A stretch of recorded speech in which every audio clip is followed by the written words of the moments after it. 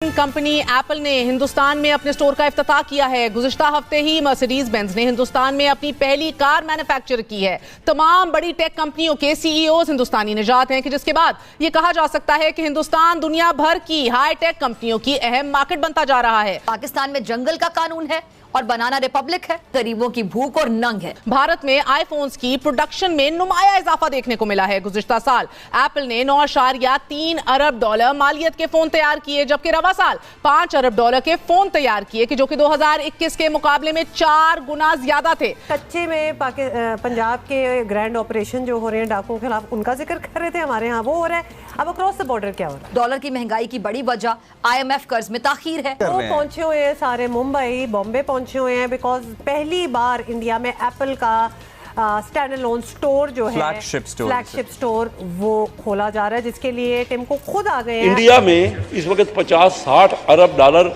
Direct foreign investment आ रही है, बाहर का इन्वेस्टर आ रहा है और वो लाइन लगी हुई है इंडिया में, और हमारे यहाँ 1 अरब डॉलर भी नहीं आ रहा। ये हिंदुस्तान की बात है, जबकि पाकिस्तान में आलम यह है कि मोबाइल फोन्स की असेंबलिंग खतरे का शिकार होती चली जा रही है। अगर किसी जगह पे तरक्की हो रही है और आप उसको सो कॉल्ड दुश्मन समझते हैं और आप ये कहते हैं कि किसी ने अगर वहाँ की तरक्की की कोई बात कर दी, लेकिन इतना कुछ होने के बाद। नमस्कार दोस्तों, जय हिंद दोस्तों, फिर से आप लोग एक सुपरफास्ट के नए वीडियो में आपका स्वागत है।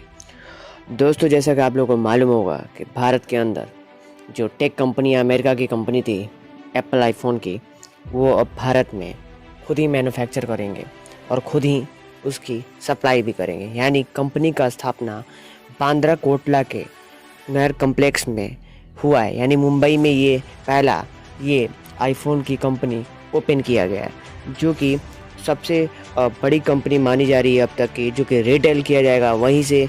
और रही बात, ऑफलाइन भी अवेलेबल रहेगा। रही बात, इस चीज़ को पाकिस्तानी मीडिया देखकर हो गया है हैरान कि आखिर भारत करना क्या चाहता है। और वहीं पर अभी भी उनको IMF से लोन लेने की पड़ी है, लेकिन यहाँ भारत तो अलग ही कारनामा करता जा रहा है।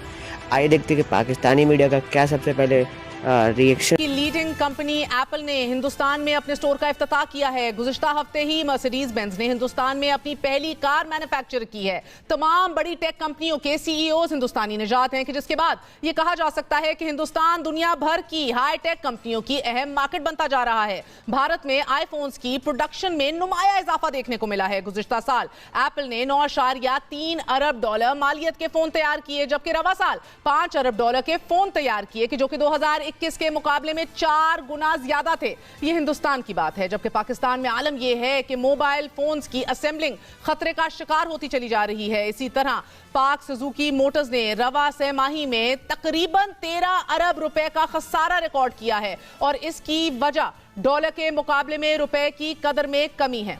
अगर ऑटोमोबाइल सेक्टर को देखा जाए तो गुज़िश्ता साल के मुकाबले में 66% प्रोडक्शन में कमी हुई है। मुल्क की एक्सपोर्ट्स की बैकबोन टेक्सटाइल भी मंदी का शिकार है।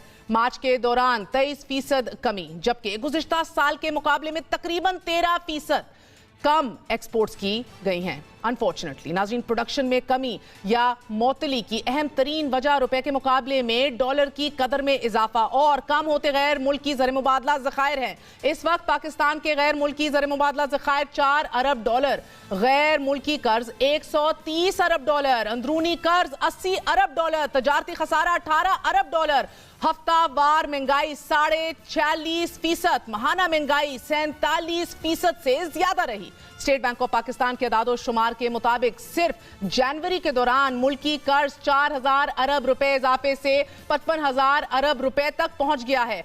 अब कर्ज की अदायगियों के लिए हुकूमत कर्ज लेती है, लेकिन मुल्क में जारी महंगाई को कम करने के लिए शरह सूद बढ़ाने के साथ साथ सालाना नए करेंसी नोट छापती भी है। अब ये नए नोट छापना मुईशत को ठीक करने की बजाय खराब करते हैं नाज़रीन, क्योंकि ऐसा करने से करेंसी की कदर में मजीद कमी हो जाती है। स्टेट बैंक के अदादो शुमार के मुताबिक इस वक्त पाकिस्तान में मुल्की करेंसी की कुल सर्कुलेशन 27.60 खरब रुपए है कि जिसमें से तकरीबन 20 खरब रुपए बैंकों में और बाकी 7.5 खरब रुपए सर्कुलेशन में है।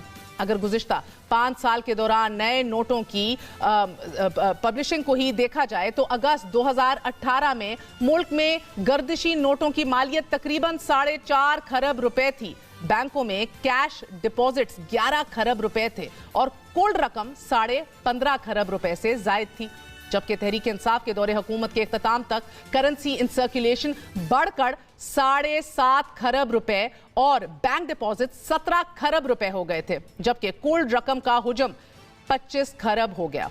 यानी कि महज 3 साल 7 माह के दौरान तहरीक इंसाफ दौर में 10 खरब रुपए के नए नोट छापे गए। और अगर मौजूदा हुकूमत के 11 माह को देख लिया जाए तो 24 फरवरी 2023 तक पाकिस्तान में कुल करेंसी सर्कुलेशन 8 खरब रुपए थी, जबकि बैंक डिपॉजिट्स को मिलाकर ये रकम 28 खरब रुपए बनती है। यानी कि सिर्फ फकत 11 माह में मौजूदा दौरे हुकूमत में तकरीबन 3 खरब रुपए के नए नोट छापे गए हैं। पाकिस्तान में करेंसी इन सर्कुलेशन खित्ते के दीगर ममालिक से कहीं ज्यादा है। भारत में जेर गर्दिश करेंसी 32 खरब है कि जो कि कुल डिपॉजिट्स का 17% बनती है। बांग्लादेश में तकरीबन 17% और पाकिस्तान में जेर गर्दिश करेंसी कुल डिपॉजिट्स का तकरीबन 35% है। पहले आलमी मंडी में इजाफा तेल महंगा होने की वजह बताया जाता था, मगर अब डॉलर की महंगाई पेट्रोल को आग लगा रही है। एक साल में डॉलर 100 रुपए महंगा हो चुका है और 4 अप्रैल को डॉलर ने 288 रुपए 62 पैसे की इंतहाई हद को छुआ।